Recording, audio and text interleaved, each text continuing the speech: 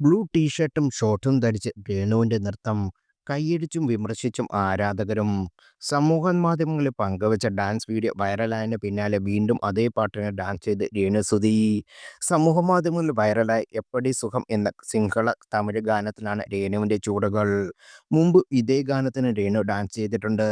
രേണുസുധിയുടെ രസകരമായ ചൂടുകളാണ് വീഡിയോയിലെ ഹൈലൈറ്റ്. വീണ്ടും എന്ന അടിക്കുറിപ്പോടൊപ്പമാണ് രേണു ഡാൻസ് വീഡിയോ പോസ്റ്റ് ചെയ്തത്. ഷോർട്സും ബനിയനും ധരിച്ചാണ് ഇത്തവണയും രേണുവിന്റെ ഡാൻസ്. രേണുവിന്റെ ഡാൻസിന് വലിയ ആരാധക പിന്തുണയാണ് ലഭിക്കുന്നത്. അതേസമയം താരത്തെ വിമർശിക്കുന്നവരുമുണ്ട്.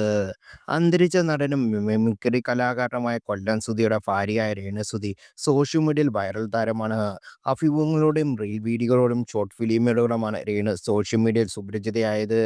രേണുവിന്റെ ഫോട്ടോഷൂട്ടുകൾക്കും ആൽബമൊക്കെ പലപ്പോഴും വലിയ രീതിയിൽ വിമർശനങ്ങൾ ഏറ്റുവാങ്ങിയിട്ടുണ്ട്.